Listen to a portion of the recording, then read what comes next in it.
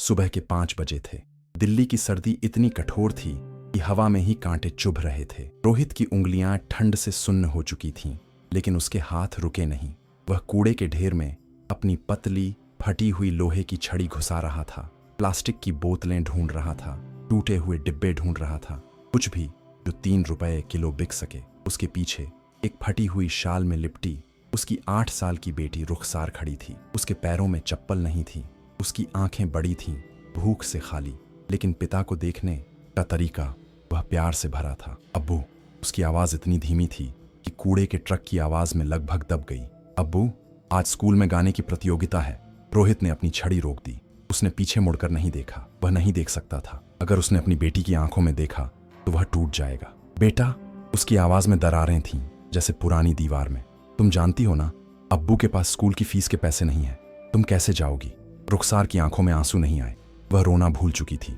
गरीबी ने उससे बचपन छीन लिया था, लेकिन सपने नहीं छीने थे। अब्बू, मैं सिर्फ सुनना चाहती हूँ, बस खिड़की के बाहर से। मैं अंदर नहीं जाऊंगी। बस सुनूंगी कि और बच्चे कैसे गाते हैं। रोहित का कलेजा फट गया। उसने अपनी छड़ी जमीन पर पटक दी और अपने चेहरे को हाथों से ढक लिया। उसके कंधे कांप रहे थे। मैं कैसा बाप हूँ रुखसार? तेरी अम्मी की मौत के बाद मैंने तुझे क्या दिया? फटे कपड़े, भूख, शर्म। लोग हमें देखते हैं जैसे हम इंसान नहीं, कूड़ा हैं। रुखसार ने आगे बढ़कर अपने अब्बू के गंदे मैले हाथ पकड़ लिए। उसके हाथ इतने छोटे थे, इतने ठंडे। अब्बू, अम्मी ने कहा था ना, अल्लाह हर दुआ सुनता है। उसने कहा था कि मेरी आवाज में जादू है। उसने कहा था कि एक दिन मैं बहुत बड़ी गायिका बनूंगी। रोहित ने अपनी बेटी को देखा। उसके चेहरे पर मिट्टी के धब्बे थे, उसके बाल उलझे हुए थे, लेकिन उसकी आंखों में एक चमक थी। वही चमक जो उसकी बीवी फातिमा की आंखों में थी, कैंसर उसे निगल जाने से पहले। चल, रोहित ने कहा, अपनी आवाज को मजबूत बनाते हुए। चल, मैं तुझे स्कूल के बाहर छोड़ देता हूँ। तू खिड़की से सुन लेना। रुखसार की आंखें चमक उठी। वह मुस्कुराई, पहली बार महीनों में।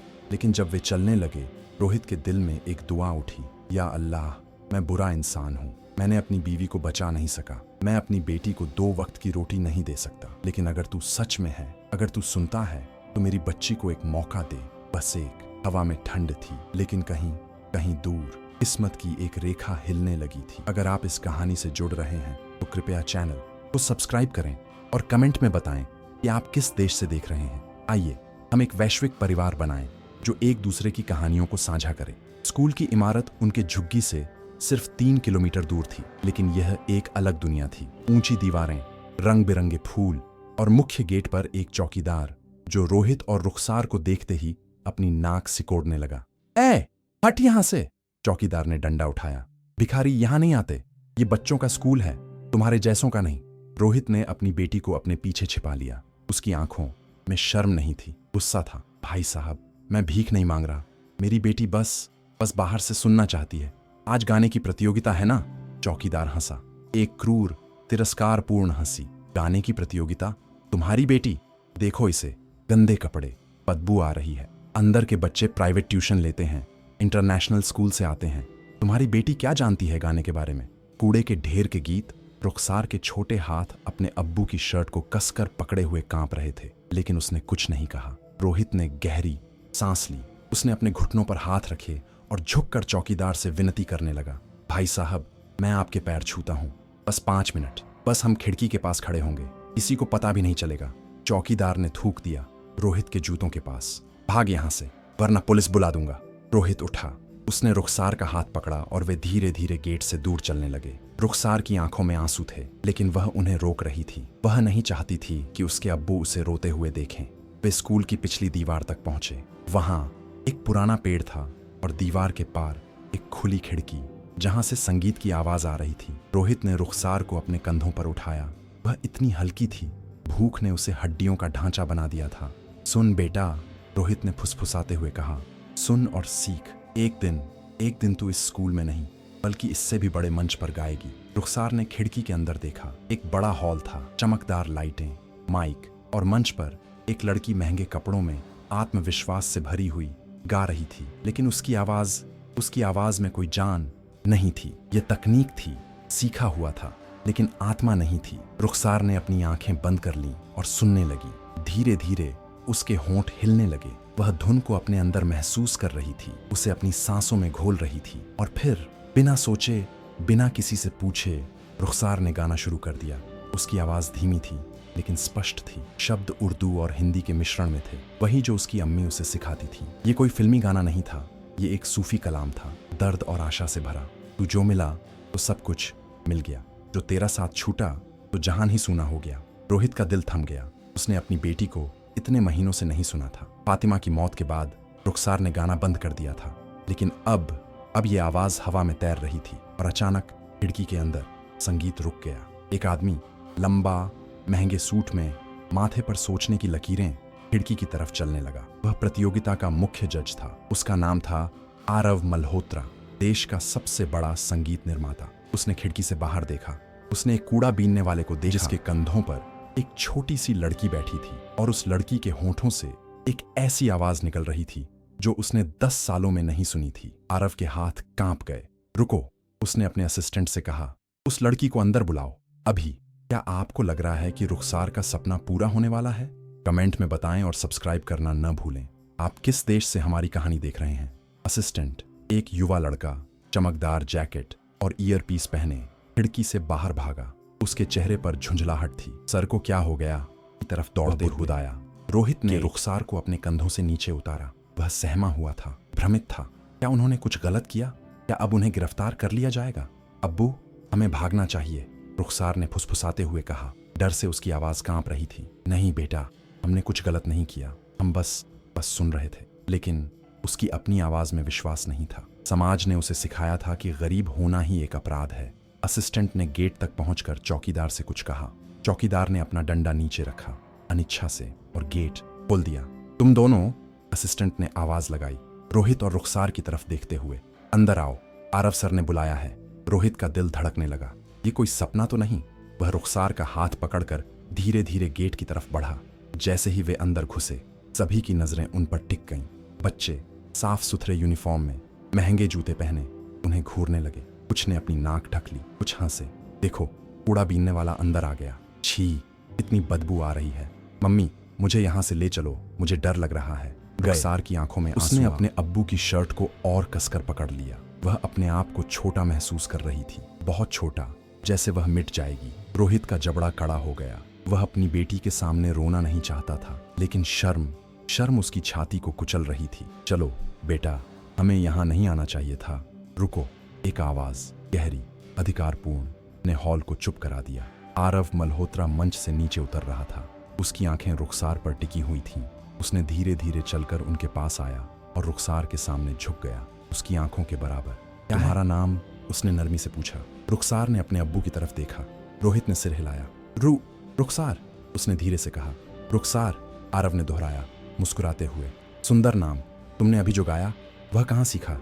मेरी अम्मी ने सिखाया था सर। वह अब नहीं है। आरव की आंखों में कुछ बदल गया। दर्द की एक चमक, समझ की एक गहराई। तुम्हारी अम्मी ने तुम्हें एक अनमोल तोहफा दिया है रुखसार। तुम्हारी आवाज में वह है जो मैं 20 सालों से ढूंढ रहा हूँ। रूह, आत्मा। उसने खड़े होकर पूरे हॉल को देखा। ये सब बच्चे, इन्होंने तकनीक सीखी है, नोट्स सीखे हैं, लेकिन संगीत दिल से आता है, दर्द से आता है, प्यार से आता है। और ये छोटी लड़की, इसने 3 मिनट में वह कर दिखाया जो इन सब ने 1 घंटे में नहीं किया। हॉल में सन्नाटा छा गया। माता पिता एक दूसरे को देखने लगे। प्रिंसिपल, जो एक कोने में खड़ी थी, असहज दिख रही थी। सर, प्रिंसिपल ने हिचकिचाते हुए कहा, यह प्रतियोगिता केवल हमारे स्कूल के बच्चों के लिए है। यह लड़की मेरी अगली प्रोजेक्ट की आवाज है, आरव ने दृढ़ता से कहा, और मैं इसे अभी यहीं एक मौका दे रहा हूं। उसने रुखसार की तरफ देखा। क्या तुम मंच पर जाकर सबके सामने वही गाना गाओगी जो तुमने बाहर गाया था? रुखसार की आंखें बड़ी हो गईं। वह कांप रही थी, डर से नहीं बल्कि विश्वास की कमी से। सर, मैं गंदी हूं, लोग हंसेंगे। आरव ने धीरे से उसके सिर पर हाथ रखा। रुखसार, सच्ची कला के सामने कोई नहीं हंसता, और अगर कोई हंसे तो मैं यहां हूं, तुम्हारे अब्बू यहां हैं, और सबसे बड़ी बात, तुम्हारी अम्मी जहां भी हैं तुम्हें देख रही हैं। उन्होंने तुम्हें ये सिखाया कि तुम हार मानो या आगे बढ़ो। रुखसार ने अपने अब्बू की तरफ देखा। रोहित की आंखों में आंसू थे, लेकिन उसने सिर हिलाया। जा मेरी जान, दिखा दे कि फातिमा की बेटी किस मिट्टी की बनी है। रुखसार ने गहरी सांस ली और धीरे धीरे अपने फटे हुए कपड़ों में बिना जूतों के वह मंच की तरफ चलने लगी। हर कदम एक लड़ाई थी, हर सांस एक दुआ थी। क्या रुखसार सबको चौंका देगी? कमेंट में अपनी भावनाएं साझा करें और बताएं आप किस देश से देख रहे हैं। सब्सक्राइब करना न भूलें। मंच की सीढ़ियां रुखसार के लिए पहाड़ की तरह लग रही थीं। हर कदम पर उसे लग रहा था कि वह गिर जाएगी, कि सब हंसेंगे, यह सब एक गलती है। लेकिन फिर उसने माइक को देखा। वह चमक रहा था, रोशनी में नहाया हुआ, और उसे अपनी अम्मी की आवाज याद आई, कमजोर, टूटी हुई, कैंसर के आखिरी दिनों में, लेकिन फिर भी प्यार से भरी। बेटा, जब तू गाती है ना तो अल्लाह भी सुनता है। तेरी आवाज दुआ है, कभी इसे छुपाना मत, कभी शर्म मत करना। रुखसार माइक के सामने खड़ी हो गई। उसके हाथ कांप रहे थे। उसने हॉल में देखा, सैकड़ों आंखें उस पर टिकी हुई थीं। कुछ उत्सुक थीं, कुछ तिरस्कारपूर्ण, कुछ उदासीन। लेकिन पीछे दीवार के पास उसने अपने अब्बू को देखा। रोहित खड़ा था, हाथ जोड़े, आंखें बंद, होंठ हिल रहे थे, दुआ कर रहा था। रुखसार ने आंखें बंद कर लीं और गाना शुरू किया। पहले शब्द इतने धीमे थे कि माइक ने मुश्किल से उन्हें पकड़ा, लेकिन फिर कुछ बदल गया। रुखसार ने अपना दर्द, अपनी भूख, अपनी अम्मी की याद, अपने अब्बू की टूटी हुई आंखें, सब कुछ उस आवाज में डाल दिया। मैं भटक गई राहों में, साथ तेरा न था, अंधेरों ने घेरा मुझे, कोई चिराग न जला, लेकिन तूने पुकारा तो सब रोशन हो गया। तेरे नाम से ही मेरा ये सूना जहां खिल गया। हॉल में हवा ठहर गई। बच्चे जो हंस रहे थे चुप हो गए। माता पिता जो अपने फोन देख रहे थे उन्होंने स्क्रीन बंद कर दी। प्रिंसिपल के हाथ से फाइलें फिसल गईं, लेकिन उसने उन्हें उठाया नहीं। आरव मल्होत्रा जो 20 साल से संगीत इंडस्ट्री में था, जिसने हजारों गायकों को सुना था, उसकी आंखों में आंसू आ गए। ये सिर्फ एक गाना नहीं था, ये एक प्रार्थना थी, एक गुहार थी, एक बच्ची की चीख थी। कह रही थी, मैं यहाँ हूँ, मैं जिंदा हूँ, मैं मायने रखती हूँ। जब आखिरी नोट खत्म हुआ, पूरा हॉल सन्नाटे में डूबा रहा। रुखसार ने अपनी आंखें खोली। उसे लगा कि उसने कुछ गलत किया। कोई ताली नहीं बज रही थी, कोई बोल नहीं रहा था। उसकी आंखों में आंसू आ गए। मैं माफी चाहती हूँ सर, मैंने अच्छा नहीं गाया। और फिर अचानक आरव खड़ा हो गया। उसने ताली बजाई, धीरे धीरे लेकिन जोर से। एक टीचर खड़ी हुई, फिर एक और, फिर एक बच्चा, एक छोटा लड़का जो सामने की पंक्ति में बैठा था, उसने भी ताली बजाई। एक एक करके पूरा हॉल खड़ा हो गया। ताली की गड़गड़ाहट शुरू हुई, इतनी तेज, इतनी जोरदार कि दीवारें हिल गईं। रुखसार के पैर लड़खड़ाए। वह गिरने वाली थी, लेकिन आरव ने मंच पर दौड़कर उसे संभाल लिया। तुमने यह किया रुखसार, तुमने सबके दिलों को छू लिया। पीछे दीवार के पास रोहित घुटनों पर गिर गया। वह रो रहा था, खुशी से, राहत से, विश्वास से कि अल्लाह सच में सुनता है। लेकिन तभी हॉल के एक कोने से एक आवाज उठी, यह बेईमानी है। सब चुप हो गए। एक औरत महंगी साड़ी में, हीरे के गहने पहने, बच्ची की मां थी, वह जो प्रतियोगिता में भाग ले रही थी। ये लड़की इस स्कूल की नहीं है, इसे यहाँ गाने का कोई हक नहीं। ये धोखा है। मेरी बेटी ने महीनों मेहनत की है, हमने लाखों रुपए ट्यूशन में लगाए हैं, और आप इस कूड़ा बीनने वाली को इनाम देना चाहते हैं।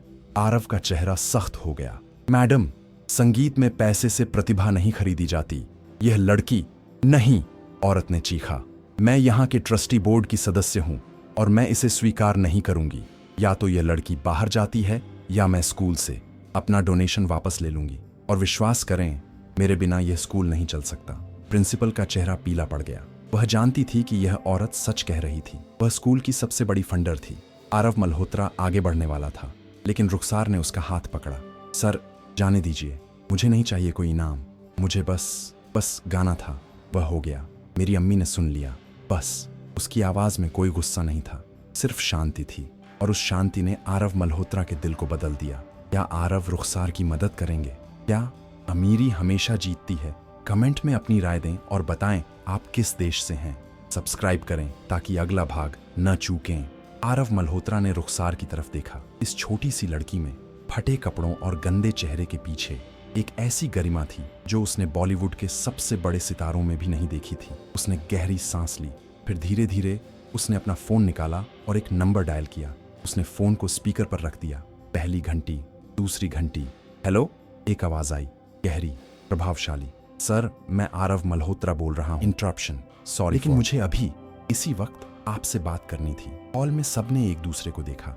यह कौन था? इससे बात हो रही थी। फोन से आवाज आई, आरव, तुम जानते हो मैं मीटिंग में हूँ, ये इतना जरूरी क्या है? सर, मैं विक्रम सिंघानिया सर से बात कर रहा हूँ, हमारे देश के सबसे बड़े उद्योगपति। आरव ने हॉल को बताया। फिर फोन पर सर, मैंने अभी अभी एक ऐसी आवाज सुनी है जो मुझे 20 सालों में नहीं सुनी, और वह आवाज एक 8 साल की लड़की की है जिसके पिता कूड़ा बीनते हैं। फोन पर सन्नाटा छा गया। तुम मजाक कर रहे हो? नहीं सर, मैं बिल्कुल सीरियस हूँ। मैं चाहता हूँ कि आप मेरे नेक्स्ट म्यूजिक एल्बम की प्रोड्यूसर बने और इस लड़की को लीड वोकल बनाएं। मैं 10 करोड़ का प्रोजेक्ट बना रहा हूँ और ये लड़की, ये मेरी पहली पसंद है। हॉल में सामूहिक सांस रुक गई। 10 करोड़।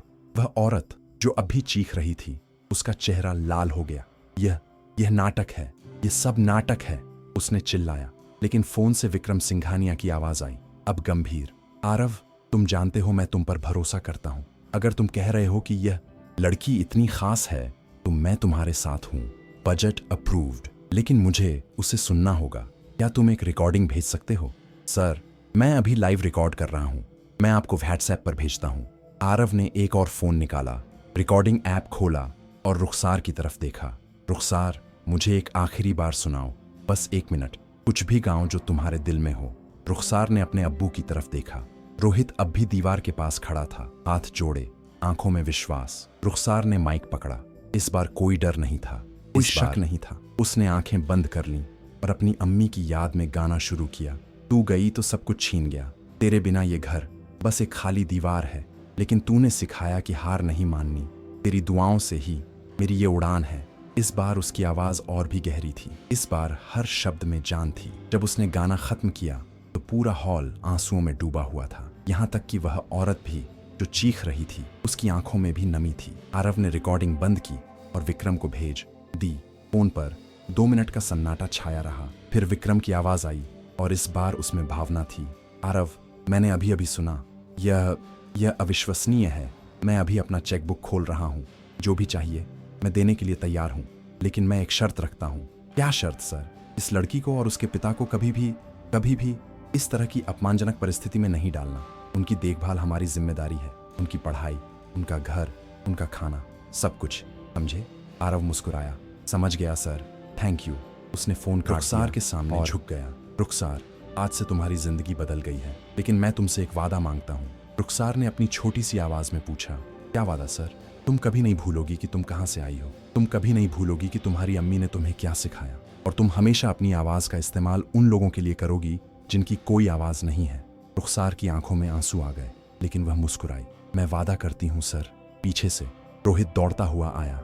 वह मंच पर चढ़ा और अपनी बेटी को गले से लगा लिया। दोनों रो रहे थे, खुशी से, अविश्वास से, आभार से। आरव खड़ा हो गया और पूरे हॉल को देखा। ये सिर्फ एक प्रतियोगिता नहीं थी, ये एक सबक था। संगीत पैसों से नहीं आता, ये दिल से आता है। और आज एक कूड़ा बीनने वाले की बेटी ने हम सबको सिखाया कि असली कला क्या होती है। हॉल में फिर से तालियां बजीं, लेकिन इस बार वह औरत चुपचाप बैठी रही। उसकी बेटी ने उसका हाथ पकड़ा और फुसफुसाते हुए कहा, मम्मी, वह मुझसे बेहतर है और यह ठीक है, मैं उससे सीख सकती हूँ। औरत ने अपनी बेटी की तरफ देखा और धीरे धीरे उसने भी ताली बजाई। क्या रुखसार की यात्रा यहीं खत्म होती है? क्या यह बस शुरुआत है?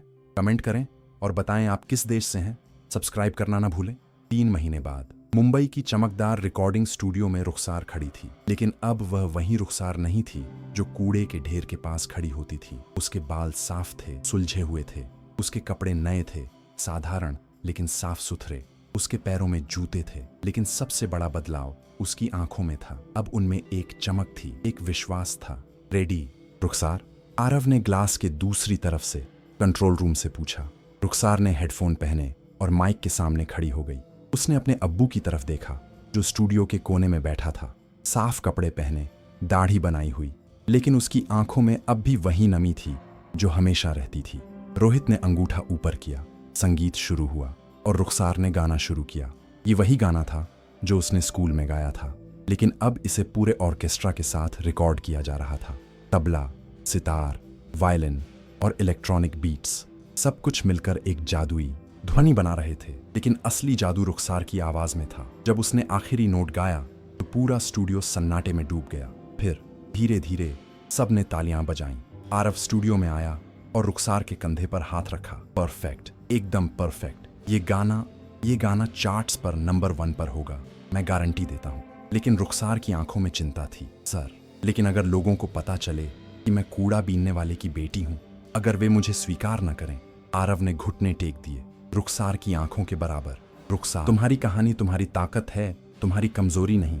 और मैं चाहता हूं कि जब यह गाना रिलीज हो तो हम सबको बताएं कि तुम कौन हो, क्योंकि तुम्हारी कहानी लाखों लोगों को प्रेरणा देगी। उसी शाम आरव ने अपने सोशल मीडिया पर एक वीडियो पोस्ट किया। वीडियो में रुखसार थी अपने अब्बू के साथ और उनकी पूरी कहानी थी, कूड़े के ढेर से लेकर रिकॉर्डिंग स्टूडियो तक। वीडियो का टाइटल था 10 करोड़ की आवाज, कूड़े में छिपा हीरा।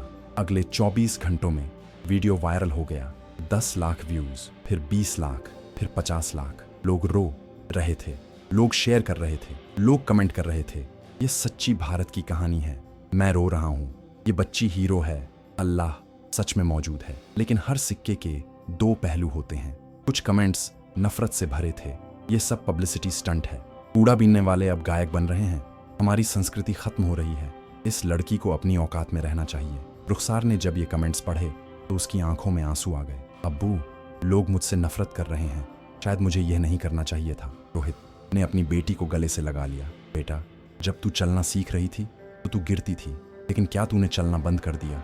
नहीं, तू फिर से उठी और चली। यह भी वैसा ही है, कुछ लोग तुझे गिराने की कोशिश करेंगे, लेकिन तुझे फिर से उठना है। लेकिन असली परीक्षा अभी बाकी थी। एक हफ्ते बाद रुखसार को एक बड़े म्यूजिक अवार्ड शो में परफॉर्म करने के लिए बुलाया गया। यह देश का सबसे बड़ा शो था, लाइव ऑडियंस, करोड़ों लोग टीवी पर देख रहे होंगे। ग्रीन रूम में रुखसार नर्वस थी, उसके हाथ कांप रहे थे। आरव उसके पास बैठा और धीरे से बोला, रुखसार, तुम्हें याद है मैंने तुमसे क्या वादा मांगा था? हाँ सर, कि मैं कभी नहीं भूलूंगी कि मैं कहां से आई हूं। सही। और आज जब तुम उस मंच पर जाओगी तो मैं चाहता हूं कि तुम उन सब के लिए गाओ जो तुम्हारी तरह हैं, जो गरीब हैं, जो टूटे हुए हैं, जिन्हें लगता है कि उनकी कोई आवाज नहीं है, तुम उनकी आवाज हो। रुखसार ने गहरी सांस ली। मैं तैयार हूं सर। जब उसका नाम अनाउंस हुआ तो पूरा हॉल खड़ा हो गया। लोग तालियां बजा रहे थे, सीटी बजा रहे थे। रुखसार मंच पर आई, सरल कपड़ों में, कोई भारी मेकअप नहीं, कोई चमक दमक नहीं, बस एक 8 साल की लड़की एक सपने के साथ। उसने माइक पकड़ा, संगीत शुरू हुआ और जब उसने गाना शुरू किया तो पूरा हॉल सन्नाटे में डूब गया।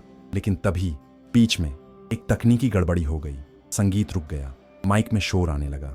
रुखसार घबरा गई। उसने पीछे देखा, टेक्नीशियन भाग रहे थे, कुछ ठीक करने की कोशिश कर रहे थे। हॉल में लोग बेचैन होने लगे, कुछ बूइंग करने लगे। रुखसार की आंखों में आंसू आ गए। ये खत्म हो गया, सब खत्म हो गया। लेकिन तभी हॉल के पीछे से एक आवाज उठी, गाओ, बिना संगीत के गाओ। और फिर एक और आवाज, हाँ हम सुनना चाहते हैं। धीरे धीरे पूरा हॉल चिल्लाने लगा, गाओ गाओ गाओ। रुखसार ने अपनी आंखें बंद कर लीं। उसने अपनी अम्मी की आवाज सुनी, बेटा तेरी आवाज ही तेरा संगीत है। और उसने बिना किसी संगीत के सिर्फ अपनी आवाज से गाना शुरू कर दिया। क्या रुखसार सबको चौंका देगी? क्या वह बिना संगीत के जीत सकती है? कमेंट में बताएं और सब्सक्राइब करना न भूलें। आप किस देश से देख रहे हैं? रुखसार की आवाज हॉल में गूंज उठी, नंगी, कच्ची, लेकिन इतनी शक्तिशाली कि हर एक इंसान की सांस रुक गई। कोई ड्रम नहीं था, कोई गिटार नहीं था, कोई ऑर्केस्ट्रा नहीं था, बस एक 8 साल की लड़की, एक माइक और एक ऐसी आवाज जो आत्मा को छू रही थी। मैं अकेली थी, रातों में रोती थी, अल्लाह से पूछती थी क्यों मैं यहाँ हूँ। लेकिन अब समझ आया, हर दर्द का मतलब था मेरा गाना, मेरी दुआ सबके लिए रोशनी बनेगी। हॉल में लोग सीधे खड़े थे, कुछ की आंखों में आंसू थे, कुछ हाथ जोड़े हुए थे जैसे प्रार्थना कर रहे हों। फ्रंट रो में एक बूढ़ी औरत सफेद साड़ी में झुर्रियों से भरे चेहरे पर अपना चेहरा हथेलियों में छिपाकर रो रही थी। पीछे एक युवा लड़का जो बेरोजगारी से जूझ रहा था, जिसे लगता था कि जिंदगी खत्म हो गई है। उसके चेहरे पर एक मुस्कान थी, एक उम्मीद थी। साइड में वीआईपी सीट्स पर बॉलीवुड के सबसे बड़े सितारों में से एक वरुण कपूर अपने चश्मे के पीछे आंसू छिपा रहा था। और स्टेज के पीछे ग्रीन रूम में रोहित रेडियो सुन रहा था। वह घुटनों पर गिर गया, हाथ जोड़े और फुसफुसाया, या अल्लाह, तूने सुन ली, तूने सच में सुन ली। मेरी फातिमा जहां भी हो देख रही होगी, हमारी बेटी ने कर दिखाया। जब रुखसार ने आखिरी नोट गाया तो पूरे 3 सेकंड तक सन्नाटा छाया रहा और फिर धमाका, पूरा हॉल खड़ा हो गया। तालियां इतनी जोर से बजीं कि छत हिल गई। लोग चीख रहे थे, रो रहे थे, एक दूसरे को गले लगा रहे थे। होस्ट, एक मशहूर एंकर, मंच पर आया, लेकिन उसकी आवाज कांप रही थी। मैंने 20 सालों से यह शो होस्ट किया है, लेकिन आज मैंने कुछ ऐसा देखा जो मैं कभी नहीं भूलूंगा। रुखसार, तुमने आज हम सबको सिखा दिया कि संगीत क्या होता है। यह ध्वनि नहीं है, यह आत्मा है। तालियां फिर से गूंज उठीं, लेकिन तभी हॉल के पीछे से एक आदमी उठा। वह पतला था, टूटे हुए कपड़े पहने हुए, चेहरे पर गहरी झुर्रियां। रुखसार, उसने चिल्लाकर कहा। सुरक्षा गार्ड उसे रोकने के लिए आगे बढ़े, लेकिन रुखसार ने हाथ उठाकर उन्हें रोक दिया। रुको, उसने कहा, मैं सुनना चाहती हूँ। वह आदमी आगे बढ़ा, लंगड़ाते हुए, और मंच के पास आकर बोला, मेरा नाम शंकर है, मैं भी कूड़ा बीनता हूँ। मेरी एक बेटी है जो पढ़ना चाहती है, लेकिन मेरे पास पैसे नहीं हैं। जब मैंने तुम्हारी कहानी सुनी, मुझे लगा कि शायद मेरी बेटी के लिए भी उम्मीद है। तुमने मुझे सिखाया कि गरीबी मतलब अंत नहीं है, ये बस एक शुरुआत है। उसकी आवाज़ टूट गई, वह रोने लगा। रुखसार की आंखों में आंसू आ गए। वह मंच से नीचे उतरी और उस आदमी के पास गई। उसने उसके हाथ पकड़े, गंदे, मैले, लेकिन ईमानदार हाथ। अंकल जी, आपकी बेटी का नाम क्या है? प्रिया, शंकर ने रोते हुए कहा। तो सुनो अंकल जी, प्रिया को बताना कि रुखसार ने कहा है, वह हार मत मानना। मैं अपने पहले गाने से जो पैसा मिलेगा उसमें से आधा मैं ऐसे बच्चों के लिए दूंगी जो पढ़ना चाहते हैं। पूरा हॉल फिर से तालियों से गूंज उठा। आरव मल्होत्रा जो साइड में खड़ा था, उसकी आंखों में गर्व था। यही है, उसने फुसफुसाते हुए अपने असिस्टेंट से कहा, यही असली सितारा होता है जो अपनी सफलता दूसरों के साथ बांटे। अगले दिन अखबारों में बस एक ही खबर थी, कूड़े से निकला हीरा, रुखसार ने जीत लिया देश का दिल। बिना संगीत के परफॉर्मेंस इतिहास रच दिया। 8 साल की आवाज, करोड़ों के दिलों पर राज। लेकिन सबसे रुखसार ने किया ऐलान, अपनी आमदनी का आधा हिस्सा गरीब बच्चों की शिक्षा के लिए दान करेंगी। उसी दिन विक्रम सिंघानिया ने एक प्रेस कॉन्फ्रेंस बुलाई। मैं आज ऐलान करता हूं कि मैं रुखसार फाउंडेशन बना रहा हूं। इस फाउंडेशन का उद्देश्य है हर उस बच्चे को शिक्षा और कला का मौका देना जो गरीबी के कारण अपने सपने नहीं देख पाता। और इसकी ब्रांड एम्बेसडर होंगी रुखसार। टीवी स्टूडियो में रुखसार अपने अब्बू के साथ बैठी थी। उसने विक्रम सिंघानिया को स्क्रीन पर देखा और मुस्कुराई। अब्बू, क्या अम्मी खुश होंगी? रोहित ने अपनी बेटी को गले से लगा लिया। बेटा, वह सिर्फ खुश नहीं बल्कि गर्व से भरी होंगी। तूने सिर्फ अपनी जिंदगी नहीं बदली, तूने लाखों लोगों को उम्मीद दी। लेकिन उसी रात जब रुखसार अपने नए घर में एक छोटा सा लेकिन साफ सुथरा अपार्टमेंट सोने की तैयारी कर रही थी, उसे एक फोन कॉल आया। अनजान नंबर। उसने उठाया। हेलो, एक आवाज, ठंडी, खतरनाक, दूसरी तरफ से आई। तुम बहुत तेजी से ऊपर चढ़ गई हो छोटी लड़की, लेकिन याद रखो, जितनी तेजी से ऊपर चढ़ते हो उतनी तेजी से नीचे भी गिर सकते हो। कुछ लोग सफल चाहते, देखते हैं कब तक बचती हो। फोन कट गया। रुखसार का दिल तेजी से धड़कने लगा। उसने अब्बू को आवाज दी, लेकिन आवाज उसके गले में अटक गई। किसने ये फोन किया और क्यों? कौन है रुखसार का दुश्मन? क्या वह सुरक्षित रहेगी? कमेंट में अपनी राय दें और बताएं आप किस देश से हैं। अंतिम भाग देखने के लिए सब्सक्राइब जरूर करें। धमकी भरे फोन कॉल ने रुखसार की नींद उड़ा दी थी। वह रात भर सो नहीं सकी। उसे लगा कि शायद उसकी गरीबी ही अच्छी थी, कम से कम उसे अपनी जान का डर तो नहीं था। अगली सुबह रोहित ने आरव को सब बताया। आरव ने तुरंत पुलिस और विक्रम सिंघानिया को सूचित किया। विक्रम ने रुखसार की सुरक्षा के लिए कमांडो तैनात कर दिए। आरव सर, क्या यह सब मेरी वजह से हो रहा है? रुखसार ने पूछा। उसकी आवाज में एक डर था। नहीं रुखसार, आरव ने उसे गले लगाया। ये उन लोगों की वजह से हो रहा है जो बदलाव से डरते हैं। वे नहीं चाहते कि एक कूड़ा बीनने वाली लड़की देश का गौरव बने, लेकिन हम उन्हें जीतने नहीं देंगे। लेकिन असली हमला भौतिक नहीं बल्कि डिजिटल। हाँ, अगले दिन सोशल मीडिया पर एक वीडियो वायरल हुआ। उसमें रोहित को एक पुलिस स्टेशन के बाहर दिखाया गया था, जिस पर लिखा था, रुखसार के पिता का काला सच, क्या यह एक अपराधी का परिवार है? यह एक पुराना वीडियो था जब रोहित को गलत तरीके से कूड़ा चोरी के शक में पकड़ा गया था। लोग कमेंट्स में रुखसार को गाली देने लगे। रुखसार फाउंडेशन के बाहर प्रदर्शन होने लगे। विक्रम सिंघानिया ने कहा, रुखसार, हमें आज का इवेंट कैंसिल कर देना चाहिए, माहौल बहुत खराब है। लेकिन रुखसार खड़ी हुई। उसकी आंखों में अब डर नहीं बल्कि वही चमक थी जो उसने स्कूल की खिड़की के बाहर पहली बार महसूस की थी। नहीं सर, अगर हम आज पीछे हट गए तो वे जीत जाएंगे। मुझे मंच पर जाना है। सत्य का सामना इवेंट का दिन आया। रुखसार फाउंडेशन का उद्घाटन था। बाहर हजारों की भीड़ थी, कुछ समर्थन में, कुछ विरोध में। जैसे ही रुखसार और रोहित मंच पर आए, लोगों ने चिल्लाना शुरू कर दिया, वापस जाओ, हमें अपराधी नहीं चाहिए। रोहित का सिर शर्म से झुक गया, लेकिन रुखसार ने अपने अब्बू का हाथ कसकर पकड़ लिया। उसने माइक लिया। उसकी आवाज पूरी घाटी में गूंज उठी। आप लोग मेरे अब्बू को अपराधी कह रहे हैं? हाँ, वे जेल गए थे, लेकिन क्यों? क्योंकि उनके पास 2 वक्त की रोटी के पैसे नहीं थे और उन्होंने एक अमीर आदमी के फेंके हुए खाने के डिब्बे को उठाया था। अगर गरीबी अपराध है तो हाँ, हम अपराधी हैं।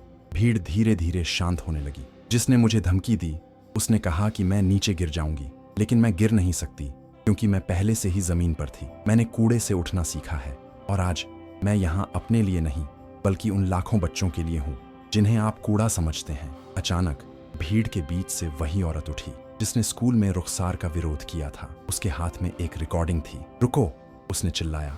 धमकी रुखसार को नहीं बल्कि मुझे मिली थी। मेरे पति और उनके पार्टनर्स ने यह सब किया है। वे नहीं चाहते कि स्कूल का डोनेशन बंद हो। उन्होंने रोहित के पुराने वीडियो फैलाए। मैं अपनी बेटी की कसम खाकर कहती हूँ, ये बच्ची और इसके पिता पाक साफ हैं। हॉल में सन्नाटा छा गया। वह औरत मंच पर आई और रुखसार के सामने हाथ जोड़ ली। मुझे माफ कर दो बेटा। मेरी नफरत ने मुझे अंधा कर दिया था, लेकिन तुम्हारी आवाज ने मेरी रूह को जगा दिया। उस दिन के बाद नफरत की लहर खत्म हो गई। रुखसार ने अपना पहला इंटरनेशनल कॉन्सर्ट किया। उससे मिलने वाली सारी राशि रुखसार फाउंडेशन में गई। आज वह स्कूल जहां रुखसार को घुसने नहीं दिया गया था, उसका नाम बदलकर रुखसार मेमोरियल स्कूल ऑफ आर्ट्स रख दिया गया है और उसके मुख्य गेट पर चौकीदार नहीं बल्कि मुस्कुराते हुए शिक्षक बच्चों का स्वागत करते हैं। रोहित अब कूड़ा नहीं बीनता, वह उस फाउंडेशन का मैनेजर है जो गरीब बच्चों को रहने के लिए घर और पढ़ने के लिए किताबें देता है। कहानी के अंत में रुखसार अपनी अम्मी की कब्र पर खड़ी थी। उसके हाथ में उसका पहला गोल्ड मेडल था। अम्मी, आपने कहा था ना, अल्लाह सुनता है। देखिए, उसने न केवल सुना बल्कि पूरी दुनिया को सुना दिया। हवा में एक ठंडी लहर चली, जैसे कोई उसे सहला रहा हो। रुखसार ने आंखें बंद की और गुनगुनाने लगी। इस बार उसकी आवाज में दर्द नहीं बल्कि एक असीम शांति थी। निष्कर्ष, सफलता का रास्ता कभी आसान नहीं होता, लेकिन अगर आपके इरादे और रूह साफ है तो पूरी कायनात आपको जिताने में लग जाती है। अगर आपको रुखसार और रोहित की यह कहानी पसंद आई तो इसे शेयर करें और याद रखें, आपके आसपास भी कोई रुखसार छिपी हो सकती है। उसे बस एक मौके की तलाश है। सलाम और हमारे साथ जुड़ने के लिए धन्यवाद।